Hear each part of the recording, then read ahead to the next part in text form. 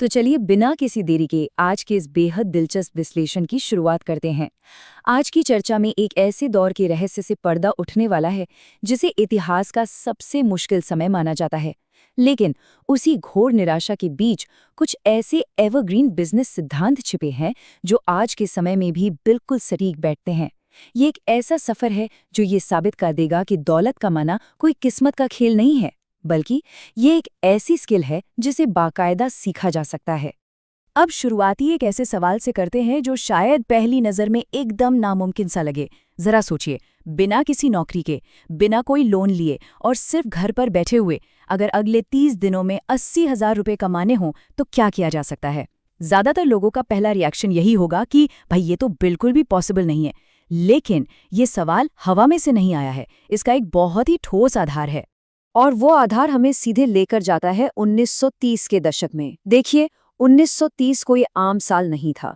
ये the great depression यानी भारी आर्थिक मंदी का दौर था, जब पूरी दुनिया में लोगों के पास खाने तक के पैसे नहीं हुआ करते थे। लेकिन इसी भारी निराशा के बीच FC मिनाकर ने एक किताब लिखी थी, 1000 Ways to Make $1000। इस किताब में एक बहुत ही गहरी बात कही गई थी कि पैसा कमाना कभी भी लक या किस्मत पर निर्भर नहीं करता। आज इसी मास्टरपीस में बताए गए सिद्धांतों को डिकोड किया जाएगा। चलिए जल्दी से इस रोड मैप पर नजर डाल लेते हैं। आज की इस चर्चा के मुख्य पड़ाव होंगे: पहला, 1930 के दशक का वेल्थ सीक्रेट; दूसरा, समस्याएं खोजना और आइडिया वैलिडेट करना; तीसरा, अपनी एक्सपर्टीज को स्केल करना, समय को नहीं; चौथा, ग्राहकों को जोड़े रखना और ग्रो करना; पांचवा, वैल्यू क्रिएट करने का नियम; और छठा, आज ही एक्शन लेना। तो आगे बढ़ते हैं हमारे दूसरे पड़ाव की तरफ। समस्याएं खोजें और आइडिया वैलिडेट करें, शिकायतों को कैश में बदलना। अब देखिए, गलत और सही अप्रोच के बीच एक बहुत ही बड़ा, बल्कि यूं कहें कि जमीन आसमान का अंतर होता है। अक्सर लोग समस्याओं को देखकर सिर्फ शिकायत करते रह जाते हैं, लेकिन एक स्मार्ट इंसान ये देखता है कि इस समस्या को आखिर कौन ठीक करवाना चाहेगा और क्या इसके लिए पैसे दिए जा सकते हैं। एक बहुत ही शानदार उदाहरण लेते हैं। मान लीजिए किसी मोहल्ले में बहुत से बुजुर्ग हैं जिन्हें स्मार्टफोन चलाना नहीं आता।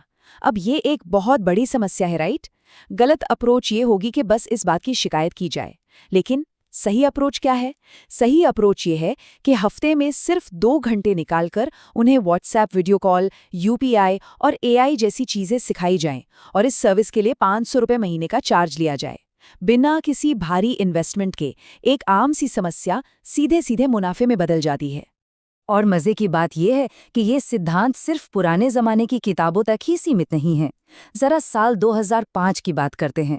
फणींद्र समा नाम के एक शख्स को दिवाली पर घर जाने के लिए बस का टिकट नहीं मिला। इस भयंकर फ्रस्ट्रेशन से उन्होंने एक आइडिया निकाला और 2006 में सिर्फ 5 लाख रुपए से रेड बस शुरू कर दिया, जिसने पूरी की पूरी ऑफलाइन बस बुकिंग को ऑनलाइन कर डाला। और जानते हैं क्या? वही कंपनी बाद में 800 करोड़ रुपए में बिकी। सच में किसी नई चीज का आविष्कार करने की कोई जरूरत नहीं है, बस ये देखना है कि लोगों को क्या चाहिए जो उन्हें आसानी से मिल नहीं रहा है। आइडिया को वैलिडेट करने का ये कॉन्सेप्ट समझना बेहद जरूरी है। देखिए, सबसे बड़ी गलती जो आमतौर पर होती है वो ये है कि लोग पहले 6 महीने लगाकर कोई प्रोडक्ट बना लेते हैं और फिर जब उसे बेचने की बारी आती है तो पता चलता है कि भाई कोई उसे खरीदना ही नहीं चाहता। समय, पैसा, ऊर्जा सब कुछ बर्बाद। इसका बिल्कुल सही और अचूक तरीका है, पहले बेचो फिर बनाओ। अगर कुकिंग अच्छी आती है और टिफिन सर्विस शुरू करनी है तो पहले ही महंगे किचन सेटअप में पैसे नहीं फंसाने चाहिए। पहले दोस्तों और पड़ोसियों से पूछना चाहिए कि क्या वे 100 रुपए में रोज घर का खाना लेना पसंद करेंगे। अगर सिर्फ 5 लोगों ने भी हाँ कह दिया तो समझ लीजिए आइडिया वैलिडेट हो गया। इसके बाद ही असल किचन सेटअप का काम शुरू होना चाहिए। अब आते हैं हमारे तीसरे पड़ाव पर। एक्सपर्टीज को स्केल करें, समय को नहीं। कमाई की सीमा को तोड़ना। ये नंबर 24 बहुत ही दिलचस्प है। ये हम सबको याद दिलाता है कि हर किसी के पास दिन में सिर्फ 24 घंटे ही होते हैं, ना 1 मिनट ज्यादा ना 1 मिनट कम। इसका मतलब है कि जब तक सिर्फ अपना समय बेचा जाता है, कमाई की हमेशा एक लिमिट बनी रहती है। मान लीजिए कोई चार्टर्ड अकाउंटेंट सैलरी पर फुल टाइम काम करता है तो उससे महीने के शायद 50,000 रुपए मिलेंगे। उसका समय पूरी तरह से सीमित है। लेकिन अगर वही अकाउंटेंट अपनी एक्सपर्टीज को स्केल करे, अगर वो 5 छोटे बिजनेसेस को पार्ट टाइम अकाउंटिंग की सलाह दे और हर एक से 10,000 रुपए ले, तो बिना फुल टाइम कमिटमेंट के भी वही कमाई हो जाती है। बात बिल्कुल साफ है, समय सीमित है, लेकिन एक्सपर्टीज की कोई सीमा नहीं होती। अब अगर ऐसा लगता है कि फिलहाल कोई खास एक्सपर्टीज नहीं है, तो आज के दौर की इन मॉडर्न स्किल्स पर नज़र डाली जा सकती है, जैसे कि Microsoft Excel, Canva design, Instagram reels editing, C++ programming और आजकल का सबसे हॉट टॉपिक AI इमेज और वीडियो जनरेशन। ये सभी वो मॉडर्न स्किल्स हैं जिन्हें आज के समय में बहुत ही आसानी से मोनेटाइज किया जा सकता है। मार्केट में किसी न किसी को इन स्किल्स की सख्त ज़रूरत होती है और वे इसके लिए अच्छे पैसे देने को तैयार बैठे हैं। जो ज्ञान किसी एक के पास है, उसे पैकेज करके बेचना ही आज के समय की असली समझदारी है। चलिए आगे बढ़ते हैं चौथे पड़ाव की ओर। ग्राहकों को जोड़े रखें और आगे बढ़ें। रिपीट बिजनेस का जादू और छोटी शुरुआत। यहाँ एक बहुत ही चौंकाने वाला लेकिन बिल्कुल सच आंकड़ा है, 5x यानी 5 गुना। ये नंबर बताता है कि एक नए कस्टमर को ढूंढने में जितनी ऊर्जा, पैसा और मेहनत लगती है ना, उससे 5 गुना कम मेहनत में एक पुराने कस्टमर को दोबारा सर्विस दी जा सकती है। जो इंसान पहले ही एक बार सेवा ले चुका है, उसे दोबारा कोई सर्विस या प्रोडक्ट बेचना हमेशा सबसे आसान काम होता है। और कमाल की बात है कि इसे अक्सर लोग पूरी तरह से नजरअंदाज कर देते हैं। नए ग्राहकों को लाने से ज्यादा पुरानों को बनाए रखना यानी रिटेंशन पे फोकस करना बेहद जरूरी है। इसे ऐसे समझा जा सकता है कि एक समझदार हाउस पेंटर काम खत्म करके सिर्फ पैसे जेब में डालकर भूल नहीं जाता, बल्कि वो 6 महीने बाद खुद कॉल करके पूछता है कि सर, मॉनसून पे बाद दीवारों पर कोई सीलन तो नहीं आई। ये होता है असली रिटेंशन। या फिर एक नाई यानी बार्बर का ही उदाहरण लीजिए। अगर उसके पास 50 रेगुलर ग्राहक हैं जो हर महीने बाल कटवाने आते हैं, तो उसे रोज नए ग्राहकों के लिए परेशान नहीं होना पड़ता। नए ग्राहकों के पीछे पागलों की तरह भागने से कहीं ज्यादा जरूरी है पुरानों को बेहतरीन सर्विस देकर हमेशा के लिए अपना बना लेना। और स्केल करने का सही रास्ता कुछ इस तरह से आगे बढ़ता है। सबसे पहले दोस्तों के ऑर्डर्स, फिर एक इंस्टाग्राम पेज, फिर एक छोटी बेकरी और अंत में जाके बड़े कॉर्पोरेट ऑर्डर्स। शुरुआत हमेशा छोटी ही होनी चाहिए, लेकिन विजन बहुत बड़ा होना चाहिए।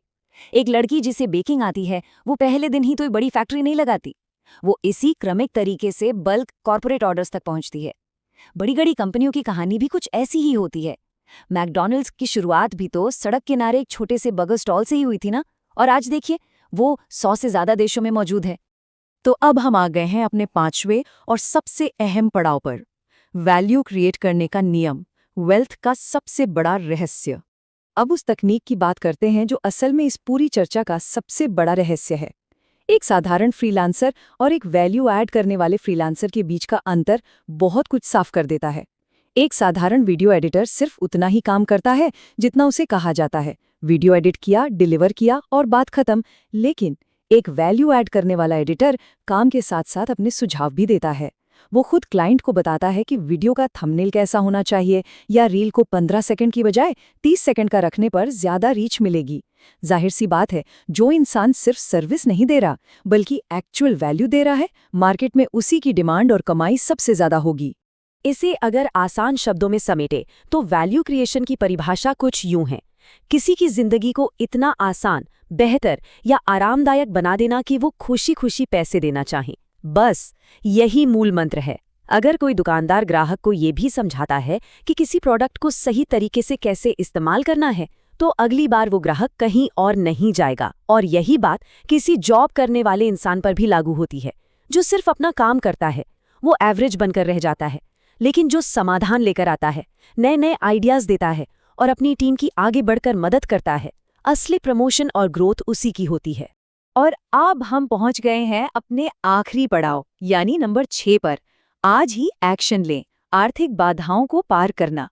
दुनिया हमेशा से चुनौतियों से भरी रही है। 1930 में इकोनॉमी पूरी तरह तबाह थी और आज भी कम आय या जॉब मार्केट की टेंशन जैसी कई बाधाएं मौजूद हैं। लेकिन एक बहुत ही गहरी और कड़वी सच्चाई ये है कि पैसे की कमी असल में एक्शन की कमी है, आइडियाज की कमी नहीं। ये एक लाइन इस पूरे विश्लेषण का सबसे दमदार निचोड़ है। कभी भी किसी परफेक्ट टाइम का इंतजार नहीं करना चाहिए, क्योंकि सच तो ये है कि वो परफेक्ट टाइम कभी आता ही नहीं है। जो आइडिया आज दिमाग में है, उस पर आज और अभी से काम शुरू करना सबसे ज्यादा जरूरी है। तो अंत में इस चर्चा को एक बहुत ही ज़रूरी सवाल के साथ यहीं रोकते हैं ताकि इस पर गहराई से विचार किया जा सके।